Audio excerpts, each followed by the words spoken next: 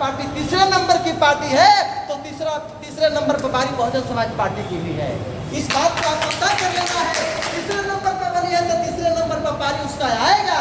एक दिन उसका पारी है, कल उसका पारी है, अब हमारी बारी है।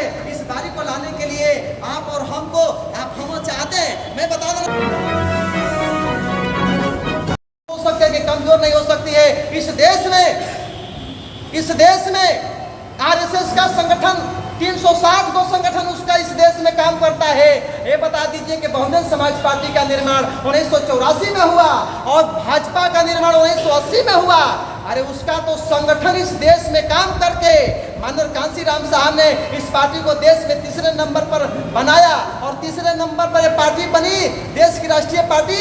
और आज तीसरे नंबर की पार्टी, आप लोग इस दिमाग से भ्रम को निकाल दीजिए कि पहले नंबर की जो पार्टी कांग्रेस थी सत्ता में थी और इसके बाद में दूसरे नंबर पर भाजपा का गठन हुआ, तो भाजपा दूसरे नंबर पर इस देश के सत्ता में है, लेकिन बहुजन समाज पार्टी तीसरे नंबर की पार्टी है, तो तीसरे नंबर पर बारी बहुजन समाज पार्टी की भी है। इस बात को आपको तय कर लेना है। तीसरे नंबर पर बनी है तो तीसरे नंबर पर पारी उसका आएगा। एक दिन उसका पारी है, कल उसका पारी है, अब हमारी बारी है। इस बारी को लाने के लिए आप और हमको, आप हम चाहते हैं, मैं बता देना चाहता हूँ, इस जिले में 149 पंचायत है। जैसे हमारे बंदे साहब ने कहा कि संजय मल्होत्रा मुखिया बना है, संजय मल्होत्रा जी मुखिया बने हैं, वास्तव में मिशन और संगठन का देन है, मुखिया बने हैं। इस कैमूर जिला में फिरोज अंसारी भी एक, फिरोज राम भी एक मुखिया है कसेर पंचायत का। उसको तो मनवादी व्यवस्था के लोगों ने बनाया है। कहते हैं मनवादी व्यवस्था के लोग भगवानपुर में उसको लोग प्रताड़ित किया, उसको लोग बेइज्जत किया, इसके बाद भी उसी समाज में रहता है। वैसा मुखिया बन करके क्या करोगे? वैसे 131 को सांसद बन करके क्या करेंगे हम लोग? जब हमारे समाज का चीर का हरण होगा, हमारे मान सम्मान पर ठेस पहुंचेगा, वैसे विधायक और मंत्री बना करके क्या करेंगे आप? इस समाज में तमाम नेता पैदा हुए, आप लोग जानते हैं। इसी बहुजन समाज से निरंजन राम नेता बने, निरंजन राम छोड़ करके चले गए। छेदी राम विधायक बने, वो छोड़ करके चले गए। आपको क्या कहा? मनोज भारतीय भी सांसद बने, जो बहुजन समाज पार्टी से थे, वो भी चले गए। आपको तमाम हमारे संजय मंडल जी पहले थे। देखिए मंडल और कमंडल, कुछ लोग जो होते हैं वो नेता दो तरह के हैं, एक नेता मिशनरी है और एक नेता कमिश्नरी है। कुछ नेता जो है अभी हैं और कल मान लेते हैं कि हमारे नेता है तो इनके पीछे फिर चल देंगे। वैसे लोगों पर कैसे आप विश्वास कर सकते हैं भाई?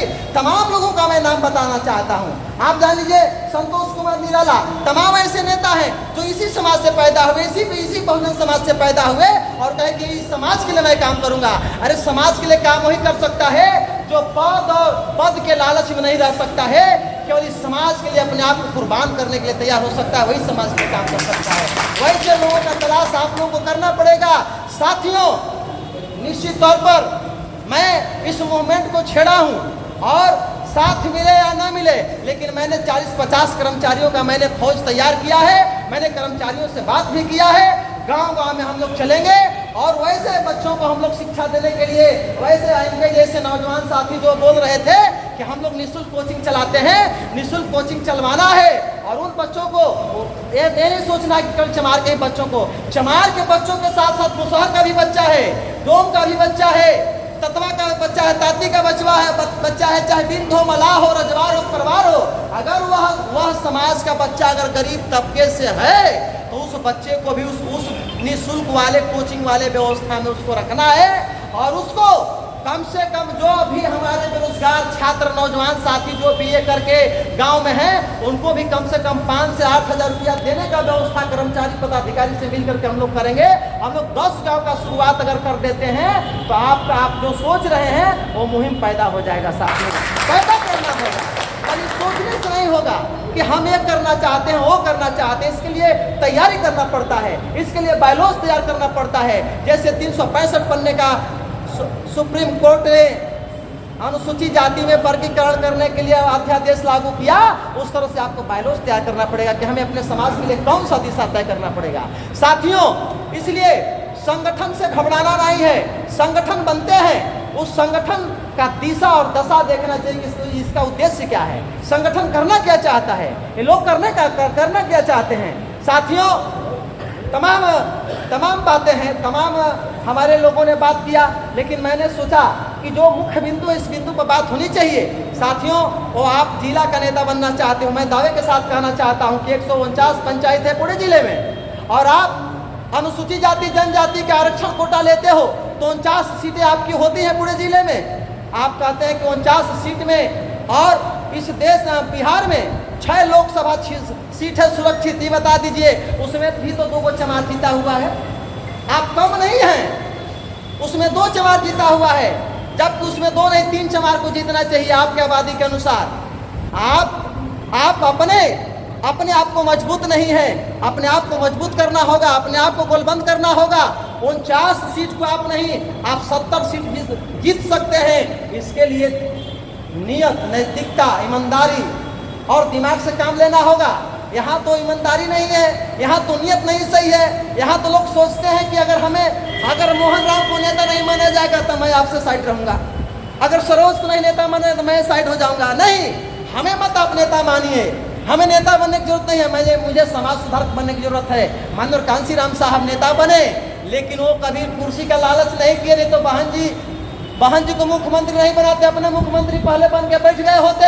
अरे ऐसा आपको सोच पैदा करना होगा कि हमें नहीं बैठना है, हमें दिनेश जी को बैठाना है, हमें सत्येंद्र जी को बैठाने के लिए हमें वो हौसला पैदा करना है। अगर हम 50 आदमी को अगर मुखिया बना देते हैं, बैठा देते हैं, तो 50 आदमी आपको सलाम करने के लिए आएगा, 50 आदमी आपको घेरेगा, तो आपका मान सम्मान 50 लोग से ज़्यादा हो जाएगा। आपको ये बात सोचना है कि हमें तो ज़्यादा मान सम्मान मिलेगा। हमें एगो मान सम्मान, एक पंचायत का मान सम्मान क्या लेना है, हमें तो 10, 20, 50 पंचायत से मान सम्मान लेना है। ऐसा सोच पैदा करना होगा साथियों। और मैं चाहता हूं कि रामगढ़ की धरती से मैं भी पढ़ा लिखा हूं, मेरा भी यहाँ ननिहाल है रामगढ़ में। मैं भी चाहता हूं कि मैं इस विधानसभा में भी हूं, यहाँ से कुछ नया हम लोग कुछ काम करें, आप लोग काम करें, हम सब लोग साथ मिल करके कुछ काम करें। और कोई बड़ी बात नहीं है साथियों, यहाँ वोट की बात होती है, वोट की बात होती है कि नोट में बिक जाता है पंचायत चुनाव में वोट। मैं एक बात बता देना चाहता हूँ, एक बुढ़ा आदमी के पास एक पंचायती चुनाव लड़ने वाला व्यक्ति जाता है और कहता है कि बाबा आप मेरा वोट 2000 रुपया ले लीजिए और अपना वोट दे दीजिए।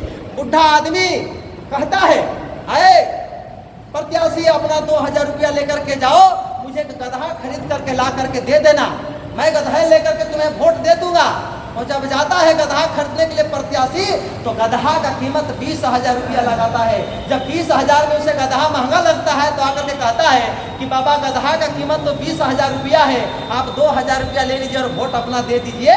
जब वो बुढ़ा आदमी बहुजन समाज का आदमी कहता है कि है प्रत्याशी, क्या मेरा कीमत तुम गधा से भी कम लगाते हो क्या, कि मैं अपना वोट तुम्हें 2,000 रुपया में दे दूं? वो जो व्यक्ति से भी अच्छा अपना कीमत लगाता है, गधा का उदाहरण देकर के कहता है कि मैं गधा से अच्छा हूँ, मैं इंसान हूँ, मैं अपना वोट बेच नहीं सकता हूँ। मैं बाबा साहब माननीय कांसीराम साहब के मिशन का मैं अनुयायी हूँ। अगर बाबा साहब को इस संविधान सभा में जाने नहीं दिया तो ही कांग्रेस वालों ने नहीं जाने दिया। आज यही कांग्रेस और इंडिया गठबंधन के लोग इस देश में संविधान लेकर के आरक्षण का हवाला देते थे कि आरक्षण खतरा में है, आपका आरक्षण समाप्त हो जाएगा, संविधान समाप्त हो जाएगा, और पूरे चुनावी मुद्दा को बना करके इस देश के सारे, वो चाहे हमारे आजाद समाज पार्टी के, चाहे भीम आर्मी के लोग हों, सारे लोगों को बुर्बक बना करके उन लोगों ने वोट ले लिया। और जब इस देश में आरक्षण, जब अनुसूचित जाति में क्रीमी लेयर लाने की जब बात आ गई, सुप्रीम कोर्ट ने जब अध्यादेश लागू कर दिया, तो सारे वो इंडिया गठबंधन वाले, आरजेडी वाले और सपा वाले कहाँ चले गए? अरे आपको सोचना होगा, आप इस बंद दरवाजे को खोलना होगा कि हमारे हक और हुकूम की लड़ाई के लिए कौन लड़ता है, इसके लिए तय आपको करना होगा। और आपका घर, आपका झोपड़ी अगर बचा रहेगा, आपका मड़ई रहेगा, तभी आपको मान सम्मान मिलेगा। आपके पास अगर घर नहीं रहेगा तो आपके यहाँ कोई बैठने नहीं जाएगा। आपके मड़ई में लोग जाकर के बैठते हैं, अपने मड़ई को उजाड़ने का काम आप लोग नहीं करिए। बहुजन समाज के साथी के लोगों, आप अपने मड़ई को बचा करके रखिए। वो फूस की ही मड़ई क्यों ना हो, अगर उस मड़ई में अगर आप पंखा लगा देंगे तो एसी से भी अच्छा हवा देगा। इसलिए अपने मड़ई को बचा करके रखना है, अपने घर को बचा करके रखना है, अपने परिवार को बचा करके रखना है। और इस समाज को अगर सबसे अच्छा अगर दिशा और दशा देना है तो सबसे पहले उन बच्चों को शिक्षा देने की जरूरत है जैसे हमारे बच्चे 6 बजे लालटेन लेकर के बैठ जाते थे, 2 घंटा शाम में और 2 घंटा सुबह अगर हम लोग कोचिंग का व्यवस्था कर देते हैं और यहाँ अगर अम्बेडकर भवन बन जाता है, तो जैसे पटना में हमारे देवेश सिंह साहब के नेतृत्व में जो इस बिहार के IAS हैं और कड़क IAS हैं, वो भी जाति के चमार हैं, उनके पिताजी मान और कांसी राम साहब के जमाने में उनके साथ काम किए हुए हैं। उन्होंने BPSC का क्लास पटना में शुरू कराया है। मैं भी चाहता हूं कि यहाँ भभुआ में, रामगढ़ में और भभुआ में हम लोग यहाँ लग करके बैठ करके हम लोग तय कर करके हम लोग वैसे बच्चे जो हमारे बच्चे पटना नहीं रह सकते हैं, भभुआ नहीं रह सकते हैं, तो कम से कम सदुल्लापुर, दरवन और मसौड़ा मसाड़ी से आकर के रामगढ़ में यहाँ कोचिंग करके चले जा सकते हैं। ऐसा व्यवस्था करने का हम लोग काम करें, तब जाकर के बाबा साहब साथियों। और उसके लिए आप लोग हमें, मैं पूरा संडे का संडे, और आप लोग हमें जब शाम में याद करें किसी गांव में चलने के लिए, मैं भी चलने के लिए तैयार हूँ। जिस गांव में याद करिए मैं उस गांव में मीटिंग करने के लिए तैयार हूँ।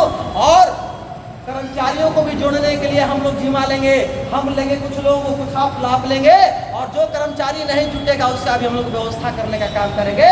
उसके लिए भी हम लोग उपाय अपनाएंगे। लेकिन कर्मचारी जुटेंगे क्यों नहीं? कर्मचारी का काम है कि आपको अपने कमाई का 20वां भाग अर्थात 5% अपने उस दबे कुचले समाज के लिए, शिक्षा के लिए आपको दान करना होगा। उन कर्मचारियों को भी जोड़ना होगा। साथियों, इन चंद शब्दों के साथ हमारे भानु भाई बैंक में चले गए हैं, कम से कम 20-25 आदमी तो इनके बैंक में मैनेजर हो गए होंगे, जो उन लोगों से हम लोग कहेंगे तो 1000 देंगे तो 20,000 रुपया हो जाएगा। कहना पड़ता है, अरे इसके लिए तो खाली दिमाग लगाना है, संगठन को तैयार करना है और अपने बायलॉज को तैयार करना है, उसकी कमेटी को तैयार करना है, और यहाँ से सूत्रपात का शुरुआत करना है। नहीं तो शुरुआत तो कहीं ना कहीं से हो ही नहीं करेगा।